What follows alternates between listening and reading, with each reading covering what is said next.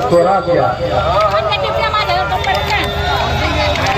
आम्ही गणपती विसर्जन पारंपरिक पद्धतीने म्हणजे बैलगाडीवर करण्याचं नियोजन केलं होतं आणि ते आम्ही आता त्याला अक्षरशः पूर्ण करण्याचा प्रयत्न करीत आहे आणि शेतकरी राजाला न्याय मिळावा यासाठी आम्ही हे योजलेलं आहे।